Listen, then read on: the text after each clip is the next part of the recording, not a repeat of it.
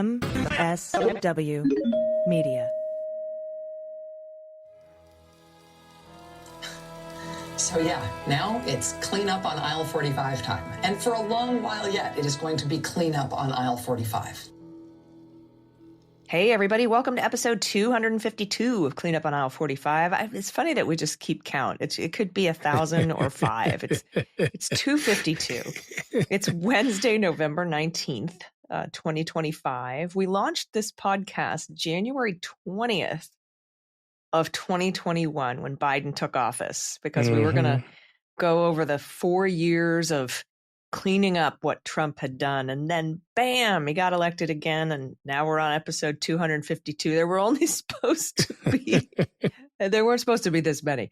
Like 208 is what we wanted. But anyway, hey, I'm Allison Gill.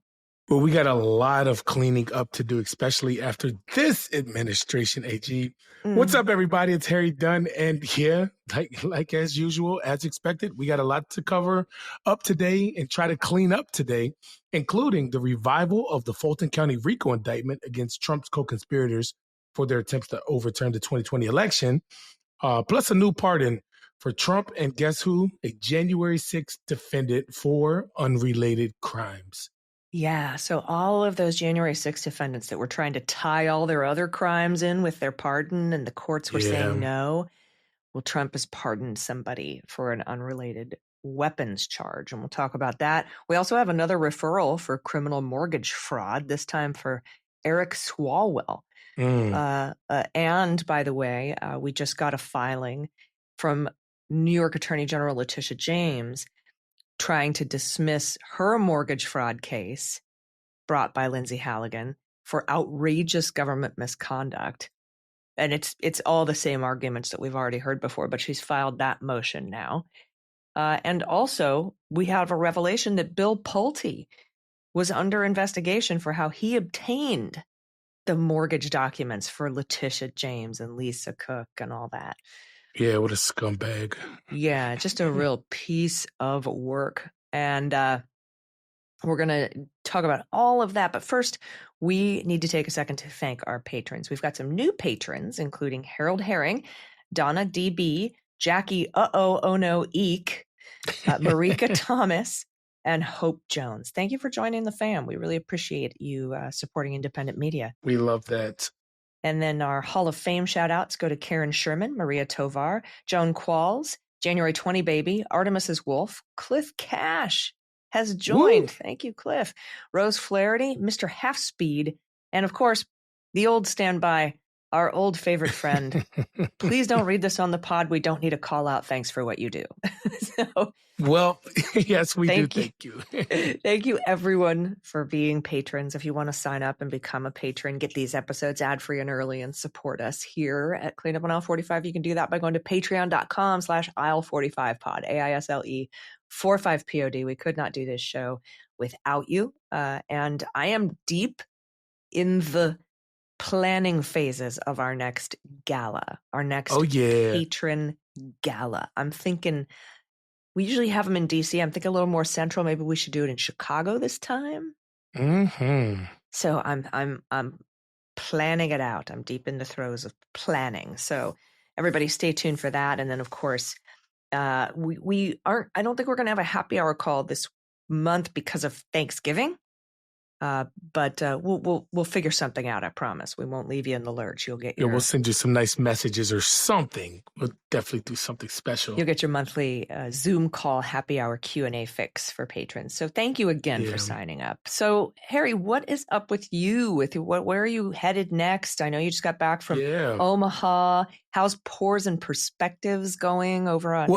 Well, speaking of Chicago, it's funny that you just mentioned that because this weekend I was in Maine with none other than Governor J.B. Pritzker and Vice Chair of the DNC, Malcolm Kenyatta, where we had the opportunity to share the stage in Maine for their Blue Wave Gala. And amongst other things, then besides, hyping up the crowd and, doing pep talks for democracy and, getting their their Democratic community engaged. They had some celebrating to do out there also, because on election night where Governor Sherrill won and Governor-elect Sherrill. Yeah, we swept everything. Mondani, Prop 50, Abigail Spanberger. There was a big win in Maine. They had a ballot measure. Gun, red flag laws and voting rights. Yeah, they had absentee voting and voter ID restrictions on the ballot, and they crushed it by close to 30 points. They crushed that ballot initiative. So they were fired up there in Maine, and got the opportunity to sit with Governor Janet Mills up there.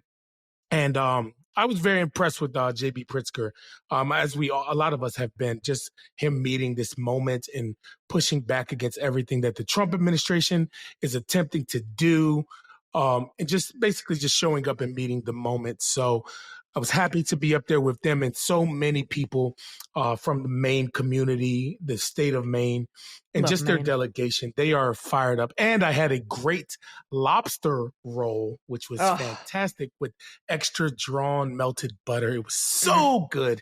But as far as my the Poison Perspective, my podcast, all of us have been witnessing what's happening with Marjorie Taylor Greene and her little come to Jesus moment, if you would. With her saying that, she's had it with the violence and the rhetoric and the threats and the nasty talk. Well, I'm really excited that I'm going to talk to two people in coming episodes that have personally experienced the rhetoric that Marjorie Taylor Greene has spewed. Who'd you get? Did you get David Hogg? No, I wish. I'm working on that. I'm working on David, but I'm working to speak with Rachel Vindman, and some thoughts with her family and her husband, Alex Vindman, who has been dragged over the coals by MAGA, but what their whole family, about what they have been through. That's incredible. That's incredible. Because, David Hogg's a great guest, but the Vindmans, Alex was in that first impeachment, and, they were under so many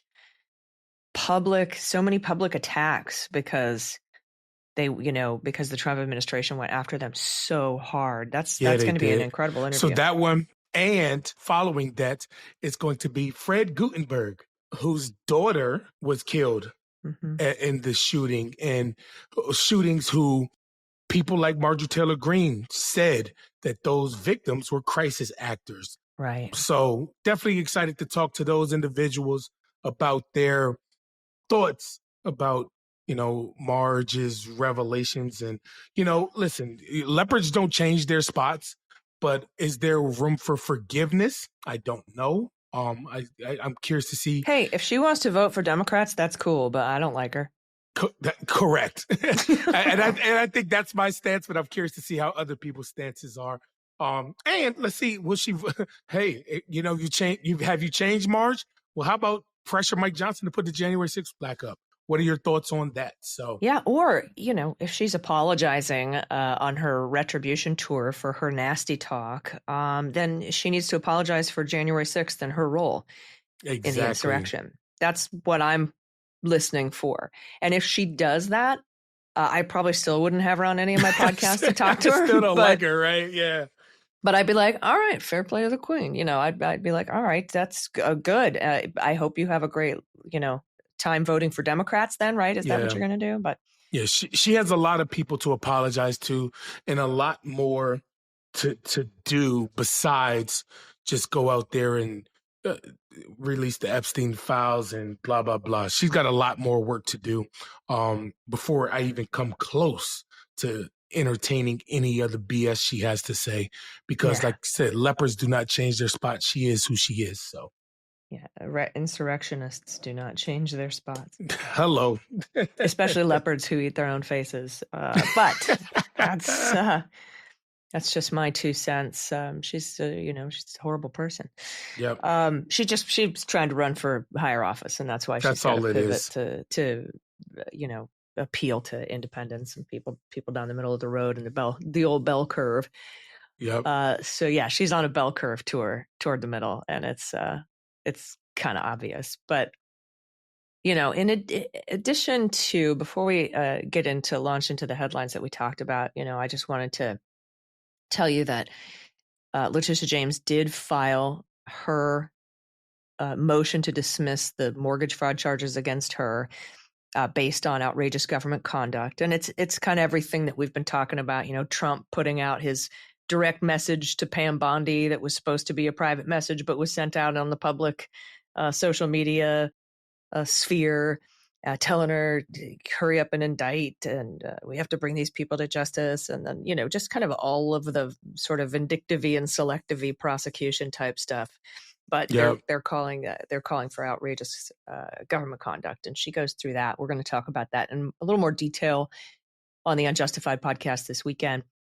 But the Jim Comey docket went off this morning. Yeah.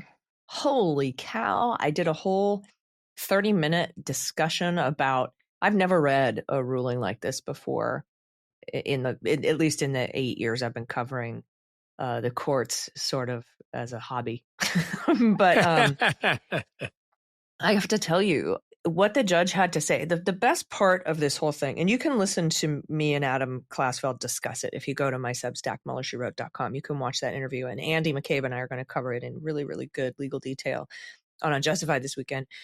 But there were 11 things that the judge called Lindsay Halligan out called her to the carpet for messing stuff up and malfeasance and misconduct. And but the best part about it, Harry, was that the reason we know about all of Lindsay Halligan's shenanigans, the Halligan shenanigans in this particular filing, is because Comey asked for the grand jury proceedings, and the government said, no, you can't have them because it's secret, right? And a judge ruled in a hearing a couple days ago, last week, you got to hand them over so that they can file their motions for, grand jury misconduct. And the DOJ actually said, that's not fair. You didn't tell us why. You didn't give us any particular grounds. And the judge was like, all right, you want to know why? Let's go. Since you asked for it, let me tell you. Here's 11 reasons. She misrepresented the Constitution to the grand jury. She only presented the case once, but returned 2 separate indictments. There were so many things wrong with this. She got burden of proof wrong. She tried to infer to the grand jury that it's on Comey he's guilty until proven innocent. That old thing that we do here in America. Yeah. And that it's his burden to prove his innocence, not the government's burden to prove his guilt beyond a reasonable doubt. Like, she messed up so many basic things. And how does one do this, AG? Because she's just spectacularly stupid. Man. Or, malicious, or both, probably both. But, the judge also confirmed that there is a chunk of a couple hours missing from the grand jury transcripts. No bueno. It's bad. So check that out, that discussion with Klasfeld at MuellerSheWrote.com. It's free to subscribe to that. I will ask you, though, because I want to paywall. I'm sure a lot of people are wondering, is there something in this that can get her disbarred or get her, what are the penalties for this? Are we looking at the stuff that we saw with, what's the guy's name? Jeffrey Clark, or those type of sanctions? Like, what type of things can happen to her? She can be referred to the bar for disbarment. She can have Rule 11 sanctions filed against her. One of the repercussions of that is, again, to have this referred to the bar. The big thing is that the case gets dismissed. Those are the consequences that Comey's looking for. That's really, really embarrassing to have happen, to have your case dismissed because you're stupid. Of course. And a dick. So there's all of those potential things. There's no criminal recourse here. Nobody's going to end up behind bars. I know a lot of people are like, jail her. That's not going to happen. A judge might also determine she's not appointed lawfully, so she's probably going to lose her job, but not because of this malfeasance, but because she's not supposed to be there in the first place. Gotcha. I'm tracking. Yeah. So you can check that out on MuellerSheWrote.com and both listen to Unjustified with me and Andy McCabe this weekend. All right, we got a ton that we got to get to today, but we need to take a quick break. So everybody stick around. We'll be right back.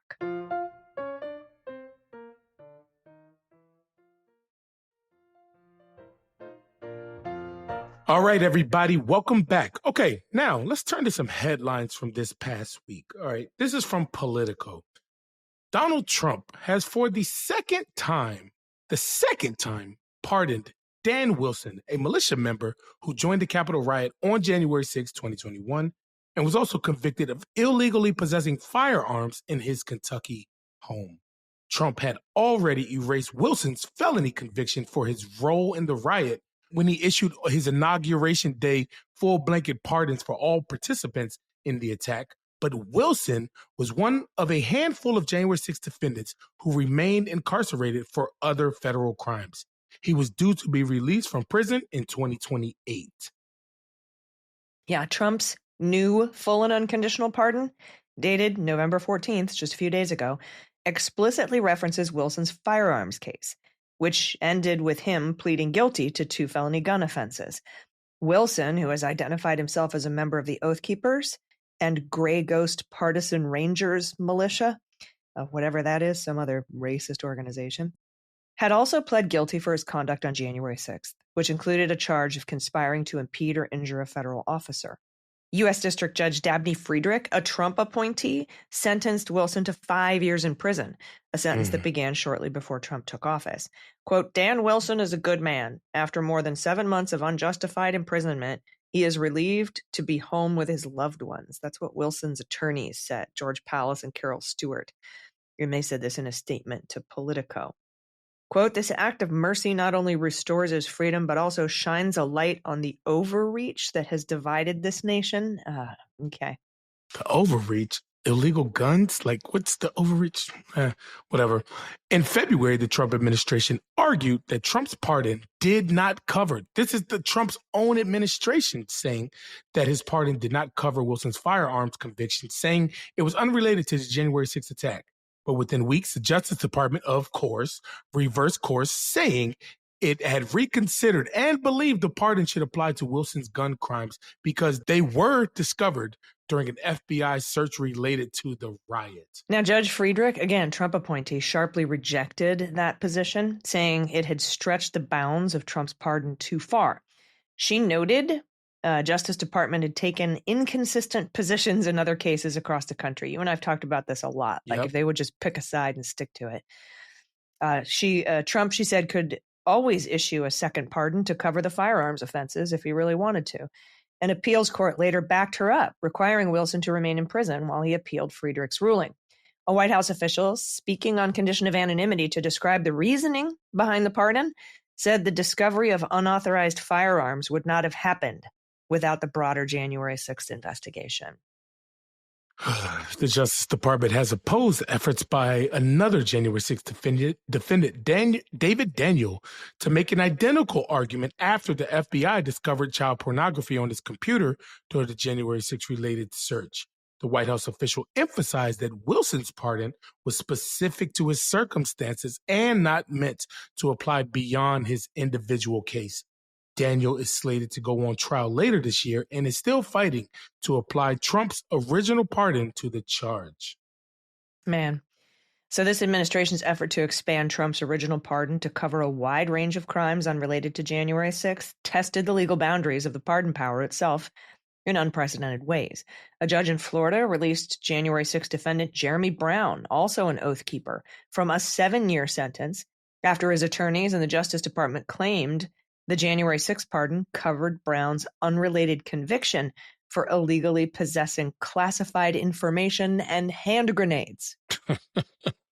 Despite initial resistance from a judge in Maryland, a third January 6th defendant, Elias Constianis, was also released from jail after the Justice Department declined to fight the appeal of his conviction for illegally possessing firearms.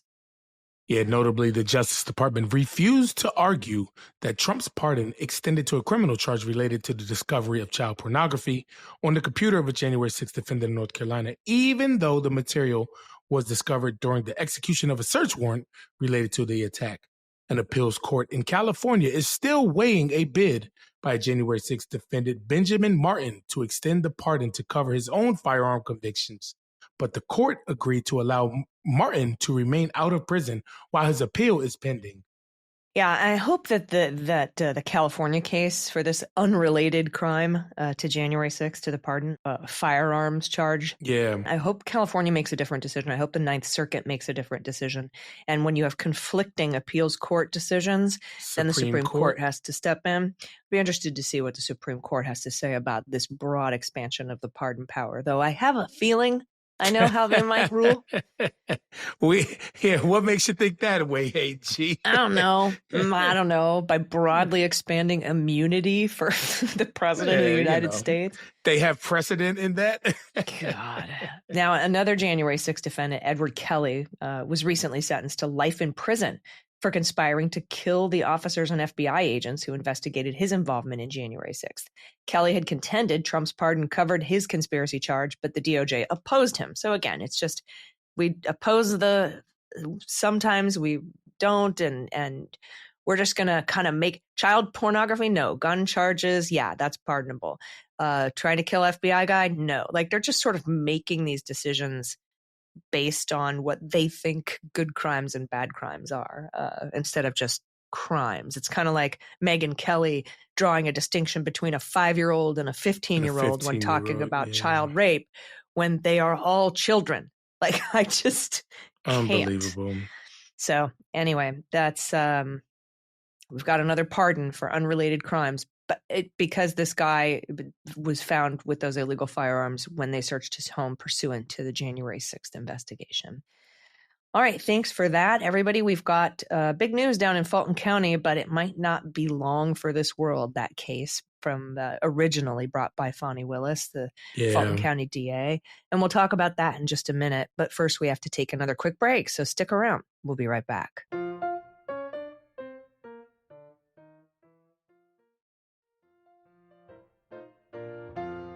Hey, everybody, welcome back. All right, so big news in Fulton County, Georgia, but it's kind of big news because I predicted this would happen because it's happened before. From ABC, the fate of the Georgia election interference case against Trump and others is now in the hands of a new prosecutor who has to decide how he's going to move forward with the sprawling indictment.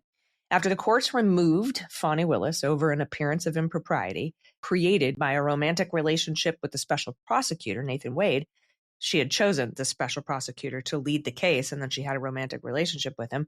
After all that, it was up to the prosecuting attorney's counsel to appoint someone to take over this case.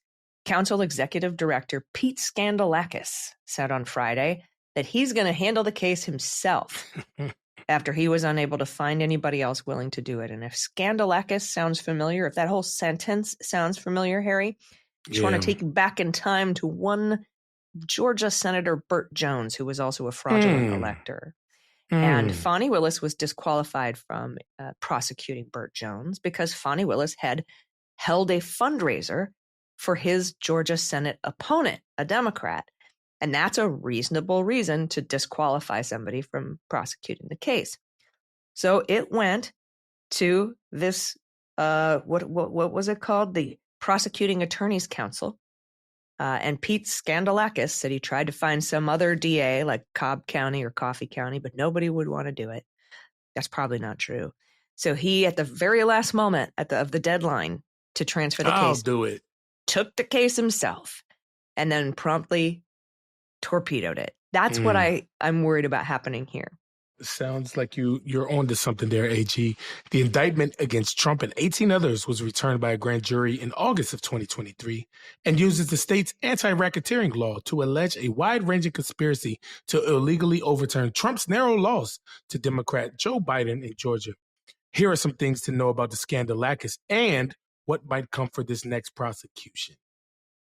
Yes. Now, when a prosecutor recuses or is removed from a case, the executive director of the nonpartisan, it says nonpartisan, but Skandalakis is a Republican, the nonpartisan prosecuting attorney's council steps in to appoint a substitute. Skandalakis, who has led the agency since January 2018, said in an emailed statement that he contacted several prosecutors about taking over the case, and they all declined. Yeah, I don't buy that.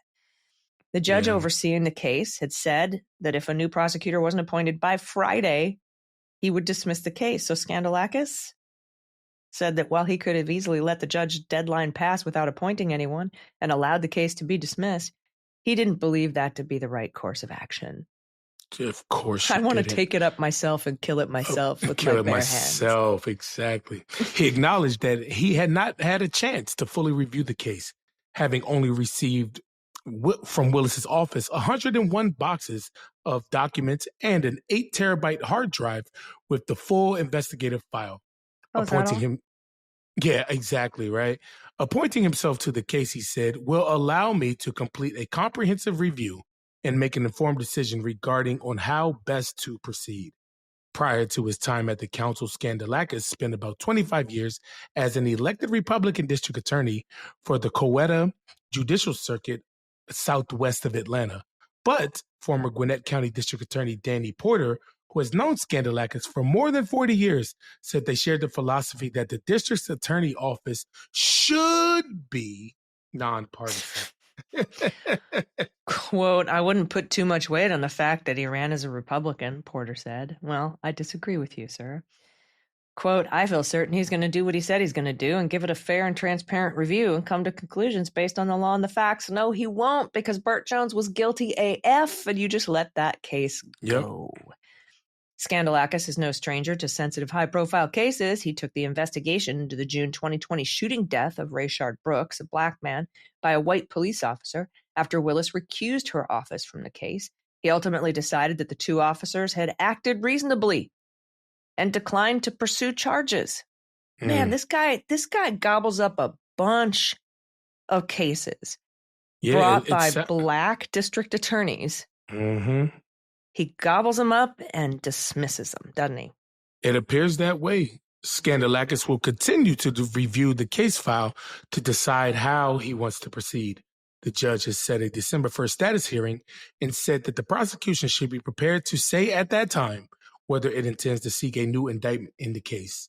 Skandalakis has declined to comment beyond the statement he released Friday, but Porter, who served as a substitute prosecutor, said the first step is generally to get the case filed, which Skandalakis has done. Then, Porter said, it is not improper to have discussion with the removed prosecutor about their summary of the case, but that should be the last contact between the two prosecution teams about the case. All right, then the substitute prosecutor would start from scratch, figuring out how the case is organized, determining the budget and the resources needed to handle it, and figuring out how to handle it. This guy's got 76 off-ramps to not pursue charges here. The size of the case makes all that a nearly impossible task for one person. That's what Porter said. That's a guy who's known Skandalakis for 40 years. While Skandalakis has a great staff with some really talented prosecutors, they all have other cases on their plates. Everyone's just too busy to look into this insurrection. Then Skandalakis would have to decide whether he wants to continue on the course that Willis had charted, pursue only some of the charges, or dismiss the case. What do you think he's going to do, Harry? I think the case, as it's indicted, is completely untriable. That's from Porter. Adding that he would try to slim it down by either seeking a new indictment or asking the judge to sever some counts to break it down into smaller cases. 4 of the 19 people charged pled guilty after reaching deals with prosecutors in the months following their indictment. Trump and the other 14 people charged have all pled not guilty, and it seems unlikely that any action against Trump could proceed while he's in office, but the others do not have that shield.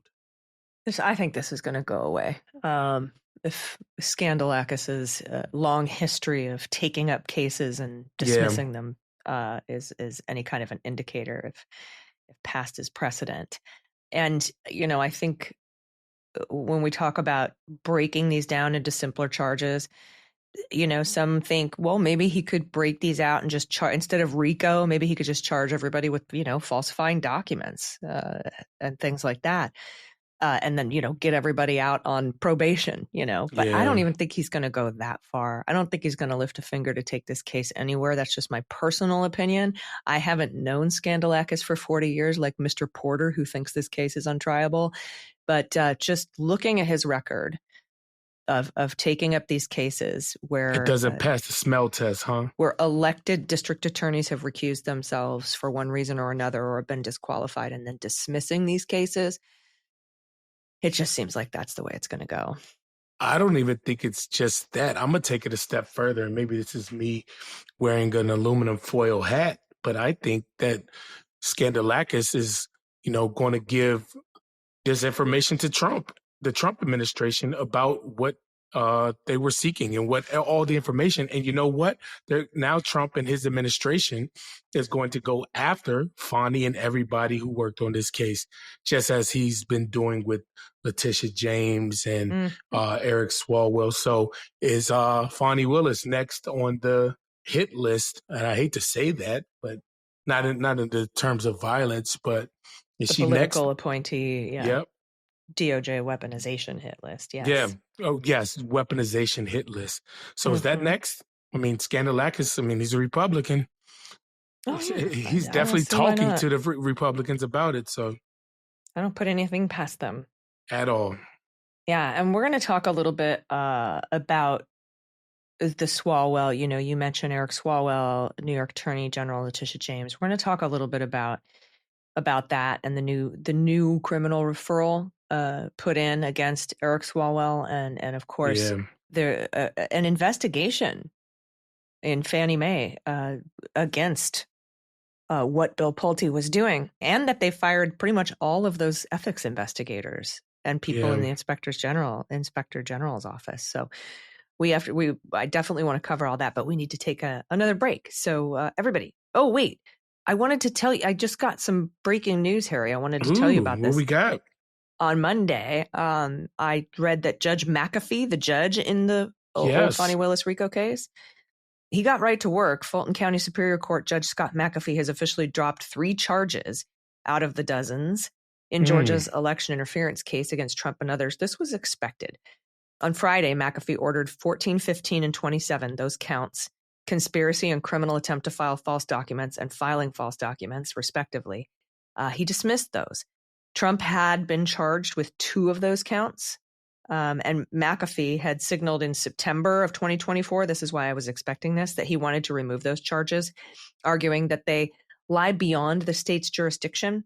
He was not able to officially drop the charges until the case was brought back up to life. And that didn't happen until Fani Willis's disqualification was finalized by the Georgia courts.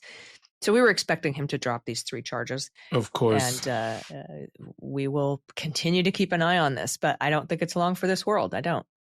Yeah, I agree. I'm just disappointed. But is that the continuing trend, I guess?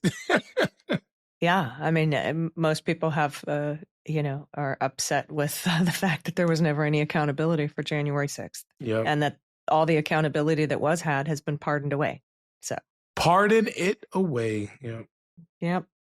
So we're going to talk about that mortgage stuff right after this quick break, the new Eric Swalwell thing and Bill Pulte being under investigation and then firing everybody who investigated him right after this break. Stick around. We'll be right back.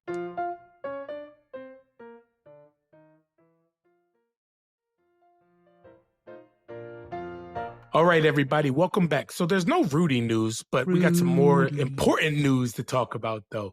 About Bill Pulte. Seems as though Pulte and Donald Trump aren't done trying to charge political opponents with mortgage fraud.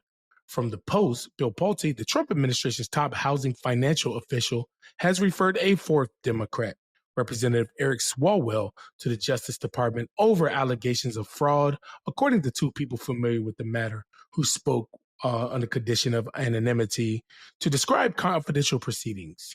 Yeah. In a Thursday interview with MSNBC, Eric Swalwell, denied any allegations of fraud. He said he only had 1 mortgage and a residence in California, shuttling weekly between D.C. and California. Swalwell said, no one has been a more vocal critic than me, citing his ongoing lawsuit against Trump over the January 6th attack on the Capitol, and said this is really about Donald Trump going after his political enemies. Yeah, I like what Eric said. What took you so long to bring these charges? I've been waiting for this. Public records reviewed by the Washington Post show Swalwell purchased a D.C. property in March 2020 with two mortgages, one for roughly $970,000 and another for $121,500. 2 years later, Swalwell refinanced both loans into a single loan with a 30-year, 4.5% interest rate from Apple Federal Credit Union. The mortgage included another document saying the rate was adjustable and would change on a set schedule starting in 2029. Wow, he combined his loans and got an ARM. Wow, an adjustable mortgage rate at a 4.5% interest rate. That's not a great loan. I don't have what fraud is here. That's a high interest rate and an ARM. Like what? Those aren't like favorable terms. No, but maybe he can get one of Trump's new 50-year mortgages so he can pay 86% more in interest and not be able to write it off because of Trump's salt tax stuff. Yeah. Anyway, I digress. Pulte has zeroed in on prominent Democrats, as we know. In just the past few months, the effort has ensnared New York Attorney General Letitia James. I wouldn't say ensnared as much as she's ensnared them. Ensnared. I was about to say, I think it's the other way around there. New filings. She's filed multiple lawsuits against both Trump and the Trump Organization, as we know, and the Trump Foundation. Trump also publicly accused Adam Schiff, who led impeachment proceedings against the president as a House member, of fraud. And in August, he tried to fire Federal Reserve Governor Lisa Cook over similar allegations. All three officials deny wrongdoing. So how did Pulte get these mortgage documents? I remember when this first happened with Lisa Cook and then Letitia James. And I was like, how's he getting his hands on the mortgage documents? I mean, I know that, the government has all these things and keeps all these things, but you can't just go and get them unless you have a warrant or probable cause or something. Yeah, that was one of the first questions you asked, HE. That was one of the first questions you raised. And yes, the Wall Street Journal reports that Fannie Mae watchdogs who were removed from their jobs had been probing if Trump appointee Bill Pulte had improperly obtained mortgage records of key Democratic officials, Letitia James and Swalwell and all those other individuals, according to people familiar with the matter. Yeah. Now, Fannie's Ethics and Investigations Group had received internal complaints alleging senior officials had improperly directed staff to access mortgage documents of Letitia James and others. The Fannie investigators, Fannie Mae, were probing to find out who had made the orders, who gave the order, whether Pulte had the authority to seek the documents, and whether or not they had followed proper procedure. That's according to the people. And this is part, by the way, of Letitia James's filing today for outrageous government conduct. She said they went in and got these documents you can't just access these for no reason. You can't go on these fishing expeditions, right? It was like when Trump sent the IRS after McCabe and Comey saying, just go look for stuff. And if they can't find a crime, put them through a horrible audit. That's an impeachable offense. Yeah, it's kind of like when we were I'll relate it to police work. When I was an officer, we couldn't just type in people's driver's license names and just randomly just to go fishing and see if they had expired licenses and stuff. Like I couldn't type in my next door neighbor's name or whatever to see if they had a valid license. You can't do that type of stuff. So these guys were obviously fishing, and it doesn't seem proper. But also, I wanted y'all, everybody out there listening right now, go Google Bill Pulte. Just look at him and realize that man is 37 years old. I'm 14 years older than that fellow. These are the worst looking people and the worst people. I guess hate and all that stuff messes up your elasticity on your skin, I guess. Hate corrodes the container it's carried in. I've long said. I like that. That's a good one. I've never heard that. But yeah, Harry, when I worked at the Department of Veterans Affairs, I couldn't access my own veteran health record. I couldn't even access my father's health records. And I desperately wanted to because, he had died of complications from exposure to Agent Orange about a year before the Agent Orange Act passed Congress. Yeah. And I really wanted to see his medical records, but I couldn't because I'm not authorized to do that. It's not in my line of duty. And so, it's you can't just go and grab these things because you're curious and you want to take a peek.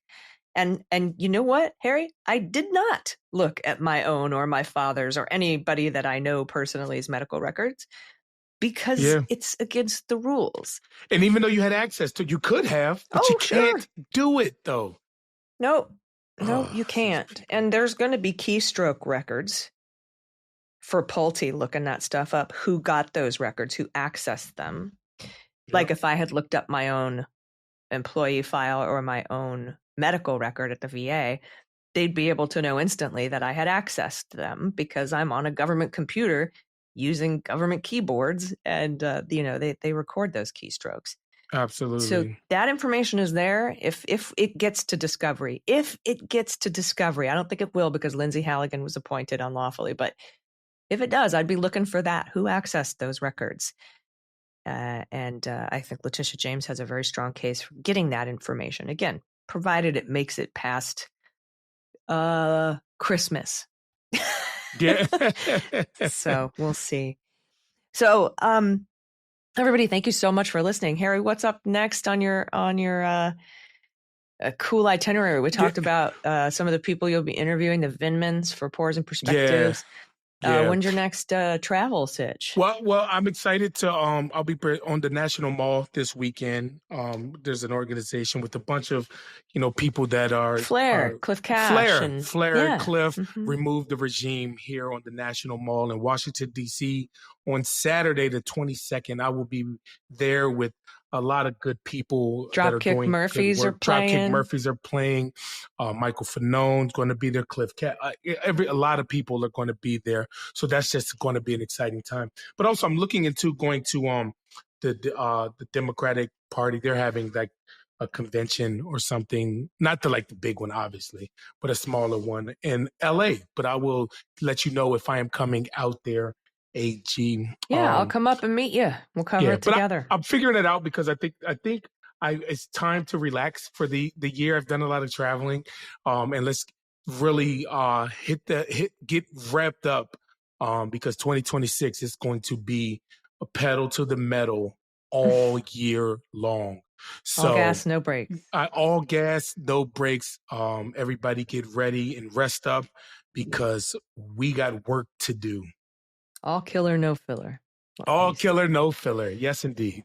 Well, my friend, it's always wonderful to see you. Good to talk to you. I hope you have a great time at that event. Say hi to Cliff Cash for me. Yes. I know he's a patron here. He's a Hall of Fame patron. Say hi to, I think Jessica Denson's going to be there. Jessica Denson is going to be there. Please.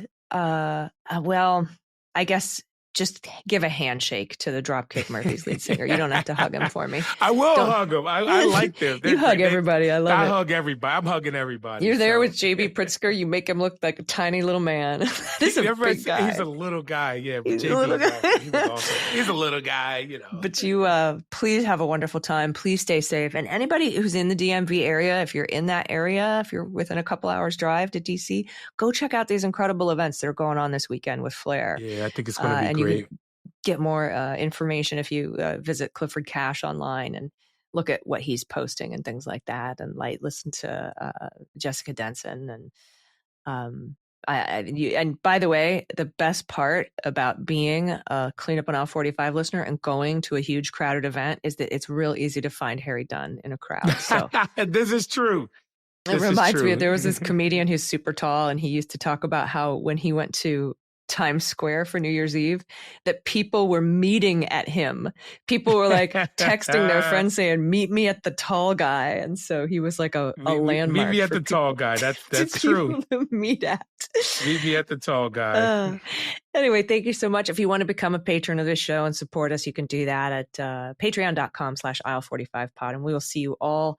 We'll see the patrons this weekend, right, on the bonus episode. We'll see everybody else on the public episode Wednesday. Thanks so much for listening. I'm Allison Gill. Harry Dunn. Thanks, y'all. Cleanup on Aisle 45 is written, researched, and produced by Allison Gill, with editing by Molly Hockey. Our art and logo design are by Joelle Reeder and Moxie Design Studios, and our music is composed and performed by Adam Orr. Cleanup on Aisle 45 is a proud member of the MSW Media Network, a collection of creator-owned podcasts dedicated to news, politics, and justice. For more information, visit mswmedia.com.